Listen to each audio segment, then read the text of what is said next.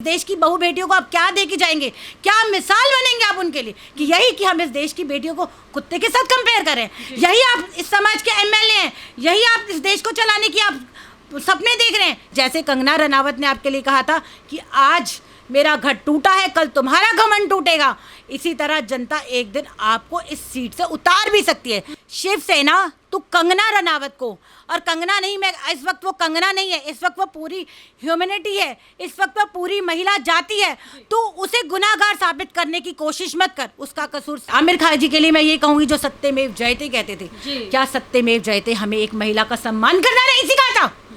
कहाँ गई वो आज आपके भीतर की आग? क्या सिर्फ आपकी पत्नी भारत में रहकर सुरक्षित नहीं है? क्या आप वो सम्मान आपको नजर आ रहा है?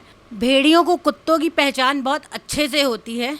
मैं यही कहना चाहूँगी कि जो गिद्ध होते हैं ना और जो भेड़िए होते हैं वो औरत को नोचने के लिए हमेशा ढूंढते रहते हैं, उनकी नज़र हमेशा औरत की तरफ ही रहती है, तो उन्हें कुत्तों की परख शायद बहुत ज़्यादा है, इसीलिए वो कंगना को कुत्ते से कंपेयर कर रहे हैं। आज एक स्त्री मातृशक्ति, जिसे हम वीरांगना कह रहे हैं, जिसे झांसी की रानी कहा जाता है, जिसने अभी अभी एक मणिकर्णिका नाम की पिक्चर की है, हर औरत के अंदर, हर पुरुष के अंदर, हर इंसान के अंदर उसकी कर्म भूमि, उसके कार्य क्षेत्र अलग अलग होते हैं, और हर नारी के अंदर रानी झांसी वाली शक्ति जो होती है वो निहित होती है।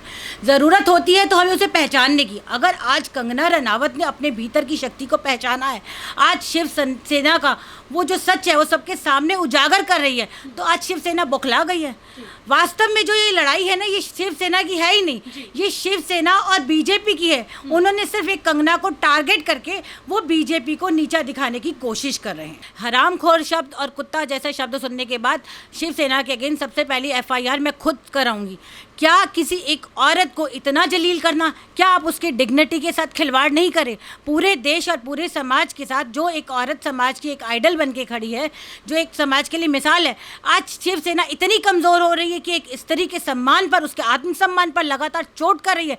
क्या वो एक स्त्री से मुकाबला करने में सक्षम नहीं है? एक समय वो था जब बाण ठाकरे के सामने सारा महाराष्ट्र सर झुकाया करता था, और आज शिवसेना एक कांग्रेस के साथ जुड़कर कैसे कैसे कार्य कर रही है। कभी मीम बनने पर वो लोगों का कोई हत्या कर देती है, कभी लोगों को वो क्या कहते हैं इतना बुरी तरह से आहत करती है कि जिस तरह से हमारे पाकिस्तान की कस्टडी में भी हमारे हिंदुओं के साथ इतना दुर्व्यवहार नहीं होता होगा जितना एक मीम बनाने के साथ, एक आर्मी के साथ, सेना के जवान के साथ एक इतना दुर्व्यवहार किया गया। क्या शिवसेना इतनी छोटी हरकतों पर आ गई है? क्या आज शिवसेना का पहचान हिंदू तत्व, जिसके नाम से एक सारा संसार जिसके सामने अदब से सर झुकाता था, बाण ठाकरे के सामने हम सर अदब से झुकाते थे, आज वो शिवसेना इतनी छोटी हो गई, इतनी तुष्टीकरण और इतनी छोटी हरकतें कर रही है। शिवसेना तो कंगना रनावत को, और कंगना नहीं, मैं इस वक्त वो कंगना नहीं है, इस वक्त वो पूरी ह्यूमैनिटी है, इस वक्त वो पूरी महिला जाति है। तो उसे गुनाहगार साबित करने की कोशिश मत कर, उसका कसूर सिर्फ इतना है कि उसने सत्य को सामने लाने की कोशिश की। सत्य भी क्या था कि जब ये शिवसेना के जो पुत्र हैं, उद्धव ठाकरे जी के पुत्र, उनका जो ये सारा का सारा स्कैंडल सामने निकल कर आ रहा है, आज अपने पुत्र को बचाने के लिए पूरी की पूरी महाराष्ट्र सरकार और शिवसेना एक तरफ हो गई और कंगना रनावत एक तरफ। क्या सत्य को लाना? सत्य तो अगर 7 पर्दों में भी आप 7 तालों में भी सत्य को आप बंद कर देंगे तो सत्य कभी भी नहीं छुप सकता। सत्य आज नहीं तो कल सामने निकल कर आएगा ही आएगा। यदि अगर सुशांत ने आत्महत्या की है और उसको ड्रग्स नहीं दी गई और रिया चक्रवर्ती निर्दोष है, तो इतने समय तक इतना बड़ा स्कैंडल, आज जो कुछ भी हो रहा है, इसकी जो जड़ है ना वो वहाँ से शुरू हुई है। और ये इस वक्त जो देश में घमासान चल रहा है ना, वो बेसिक क्या चल रहा है? भाजपा वर्सेस शिवसेना, जो वास्तविक सत्य है। और एक कंगना रनावत की आड़ में, एक महिला की आड़ में आप बीजेपी पर लगातार वार करे जा रहे हैं। क्या शिवसेना आज इतनी कमज़ोर है कि एक महिला की आड़ में भाजपा पर वार कर रही है? अस्मिता कभी धूमिल नहीं होती। आप उसे हरामखोर बोलें या आप उसे कुत्ते से कंपेयर करें, और अब औरत नाम है प्रकृति का जिसकी गरिमा कभी धूमिल नहीं होती। आप जैसे लोग जो एक औरत की कोख से जन्म लेकर आज औरत को ही धूमिल करने में लगे हैं, तो आप खुद सोचिए आज आप क्या संस्कार लेकर समाज के सामने खड़े होंगे, क्या चरित्र आप संसार को दे रहे हैं, और आप क्या प्रदर्शन कर रहे हैं। क्या महाराष्ट्र की जो बहू बेटियां हैं, क्या आप वो आपकी बहन बेटियां नहीं है? क्या कंगना आपकी बहन बेटी नहीं है जो एक पद्मश्री का अवार्ड लेकर मणिकर्णिका जैसी पिक्चर करके, क्या वो एक देश की बेटी नहीं है? आज सारा समाज, सारा देश कंगना के साथ खड़ा है, हम कंगना के साथ खड़े हैं। देखिए, सम्मान की एक परिभाषा होती है गिव एंड टेक। अगर आप मेरी इज्जत करेंगे तो मैं आपकी इज्जत करूंगी, ठीक है? तो आपने अपने बीच की जो मर्यादा, जो गरिमा थी, उसका खंडन खुद किया। ठीक है, आपने संजय राउत जी ने कंगना रनावत को हरामखोर जैसे शब्दों का उपयोग किया, तो अगर कंगना ने अपने बचाव में तू शब्द का उद्धव ठाकरे जी के लिए तू शब्द का इस्तेमाल किया, तो उद्धव ठाकरे को आहत क्यों हुए? तब आपके अहम को ठेस ली और आपने उसके लिए इतने इतने अपशब्द कह दिए। एक नारी के गौरव के ऊपर, एक नारी के आत्मसम्मान के साथ इतना घिनौना व्यवहार। तो मैं क्या समझूंगी कि आप इस समाज को क्या देंगे, इस देश की बहू बेटियों को आप क्या दे के जाएंगे, क्या मिसाल बनेंगे आप उनके लिए कि यही कि हम इस देश की बेटियों को कुत्ते के साथ कंपेयर करें? यही आप इस समाज के एमएलए हैं, यही आप इस देश को चलाने की आप सपने देख रहे हैं कि हमारे हाथों में सत्ता आएगी, कि इस देश की जो नारी है, नारी शक्ति के साथ जिसकी देवता भी पूजा करते हैं, हमारे समाज के अंदर, भारतीय समाज के अंदर, हमारे वेदों में, पुराणों में, शास्त्रों में नारी को देवताओं के समान माना गया और आपने उसे कुत्ते से कंपेयर किया गया। धिक्कार है ऐसे शब्द कहने वाले को। आपने पूरी संपूर्ण नारी जाति को, ये आप शब्द नारी गरी उसको नहीं कहे, कंगना के लिए ये शब्द नहीं है, ये संपूर्ण नारी जाति के ऊपर आपने आहत किया, ठेस पहुंचाई जी। रिया चक्रवर्ती जो अभी जेल में बंद है ड्रग मामले में, रिया चक्रवर्ती के लिए पूरा बॉलीवुड की सारी तमाम जो फेमस एक्ट्रेसेस है वो खड़ी हैं कि जस्टिस फॉर रिया चक्रवर्ती, कह रहे हैं कि उसको गलत बंद किया है, उसके साथ अन्याय हो रहा है। लेकिन कंगना रनौत जो सच के लिए लड़ रही है, जो सुशांत के लिए लगातार आवाज़ अपनी बुलंद कर रही है, उसको धमकियाँ मिल रही है, उसको कुत्ते से कंपेयर कर रहे हैं, उसको गाली बक रहे हैं, लेकिन अभी तक कोई भी नारी ऐसी नहीं है बॉलीवुड से जो कंगना के लिए खड़ी हो कि उसको अगर कुत्ते से कंपेयर किया, उसको गाली दिया है तो हम उसका भी साथ दे दें। तो ऐसा ये डबल स्टैंडर्ड क्यों है बॉलीवुड में? देखिए, बॉलीवुड का स्टैंडर्ड डबल है, इसमें कोई डाउट नहीं है, क्योंकि बॉलीवुड के अंदर बहुत सारी चीज़ें चल रही हैं। सबसे पहले तो अभी हमारे सामने ये नारकोटिक्स का स्कैन है, उसके बाद एक इस्लामिक तुष्टीकरण आ रहा है, और बॉलीवुड को जो समर्थन मिल रहा है वो बड़े बड़े मैं कहूँगी आतंकवादी समर्थनों से भी जो बॉलीवुड को समर्थन मिल रहा है पीछे से, जैसे हम कह सकते हैं, क्योंकि हम बहुत सारी चीज़ों का खुलासा यहाँ पर नहीं करेंगे, हमारी भी कुछ मर्यादाएं हैं। तो बॉलीवुड के पीछे जो ताकतें खड़ी हैं वो इस्लामिक और जिहादी ताकतें भी हमारे इसके पीछे खड़ी हैं।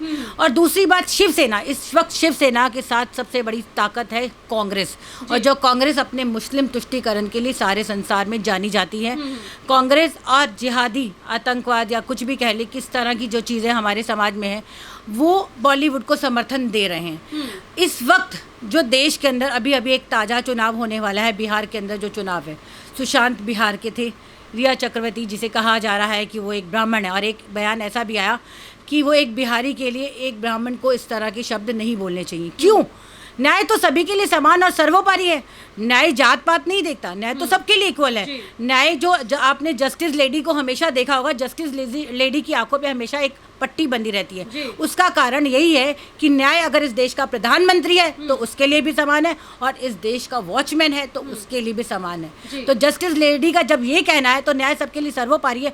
तो बॉलीवुड के जो लोग हैं आज न्याय को, कानून को, संविधान को, सबको ताक में रखकर रिया चक्रवर्ती के समर्थन में इसलिए खड़े हैं क्योंकि उनके साथ बड़ी ताकतें हैं। और मैं इस चैनल के माध्यम से ये कहूँगी कि मैं कंगना रनावत के साथ खड़ी हूँ।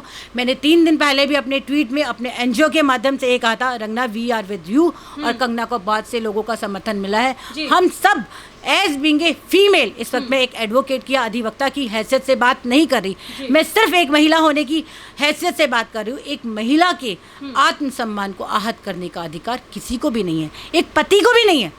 और आप तो एक ऐसी जगह पर बैठे हो, एक ऐसे ओहदे पे बैठे हो, एक सामाजिक ओहदे पे, जिसे सामाजिक मर्यादाओं का और परंपराओं का ज्ञान होना चाहिए। एक सामाजिक ओहदे पर बैठकर जिसका कार्य समाज के लिए सेवा करना है, सेवा की भावना से जनता के वोट लेकर, आपको जनता चुनती है, जो जनता आपको चुनती है, जो जनता आपको ऊपर बनाती है, जो आपको सियासत तक ले जाती है, वही जनता आपको उतार भी सकती है।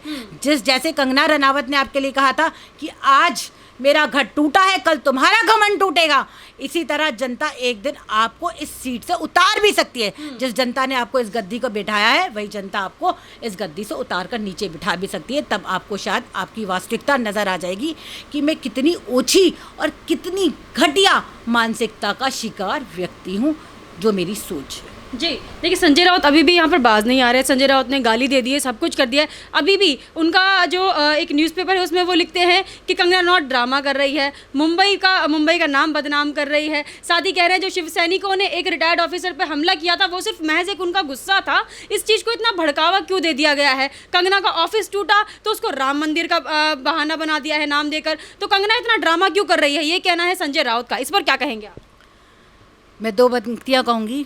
कातिल लाशों पर खड़े होकर हमें कातिल बताते हैं और हम बड़े विश्वास से उन पर यकीन करते हैं। संजय राउत जी, अब ज़माना बदल गया है। आज नारी पढ़ी लिखी शिक्षित है, ठीक है। अगर आज एक नारी गांव की चौखट और मर्यादाएं पार कर कर आज बॉलीवुड की सुपरस्टार बन सकती है, तो वो आपको आपके गुनाहों की सज़ा भी दिलवा सकती है, वो आपको बता भी सकती है।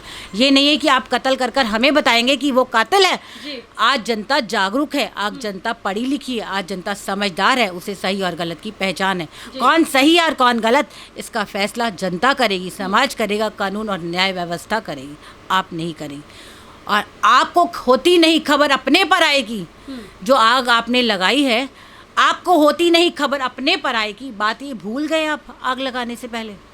लेकिन दुख इस बात का है, वो लोग जैसे शबाना जी के बारे में मैं ये कहूँगी, शबाना जी एक औरत थी, अपने आप को बहुत बड़ी सोशल एक्टिविस्ट कहती हैं, ठीक है। बहुत बड़ी बड़ी बातें होती हैं हमारे समाज में, ठीक है। और क्या कहते हैं, आमिर खान जी के लिए मैं ये कहूँगी, जो सत्यमेव जयते कहते थे, क्या सत्यमेव जयते हमें एक महिला का सम्मान करना नहीं सिखाता? कहाँ गई वो आज आपके भीतर की आग? क्या सिर्फ आपकी पत्नी भारत में रहकर सुरक्षित नहीं है? क्या आप वो सम्मान आपको नजर आ रहा है? मतलब आप भारतीय होकर जिस मिट्टी का खाते हैं, जिस मिट्टी में आप खेले बड़े पले बड़े, आज आप उसकी गौरव के ऊपर, आज आप उसके सम्मान पर आप उंगलियां उठा रहे हैं। तो मैं तो ये कहूँगी, शेम ऑन अस कि आज हमारी मानसिकता, हम कहाँ गए? आज एक विदेशी टर्की की प्राइम मिनिस्टर के साथ मिलते हुए हम सेफ हैं, लेकिन हम भारत में रहते हुए हम सेफ नहीं है। मुझे ये समझ में नहीं आ रहा कि आज जो बॉलीवुड है वो दोहरी मानसिकता में जी रहा है, वो ड्यूल फेसेस है। जितने भी बॉलीवुड के स्टार्स हैं वो सारे ड्यूल फेसेस जी रहे हैं, चाहे वो शाहरुख खान है, चाहे वो आमिर खान है, या उनकी पत्नी है। आज वो सोच कहाँ गई? मतलब आज एक औरत के लिए आप इतने दुर्वचन सुन रहे हैं। Shame on us. अगर हम ऐसा सुन रहे हैं तो मैं ये सोचूंगी धिक्कार है मुझ पे, और अगर मैं इस पर कोई अपनी अभिव्यक्ति नहीं देती तो शेम ऑन मी। मैं कंगना के साथ खड़ी हूँ। कंगना क्या, मैं भारत की हर उस औरत के साथ, भारत की उस हर बहन के साथ, हर उस बच्ची के साथ खड़ी हूँ जिसके साथ कभी भी दुर्व्यवहार हो रहा है, होगा। मैं एक औरत की अनैतिकता पर और उसके खिलाफ कोई भी शब्द, उसके मान मर्यादा, उसकी गरिमा के खिलाफ कोई भी शब्द सुनने के लिए तैयार नहीं हूँ। जी।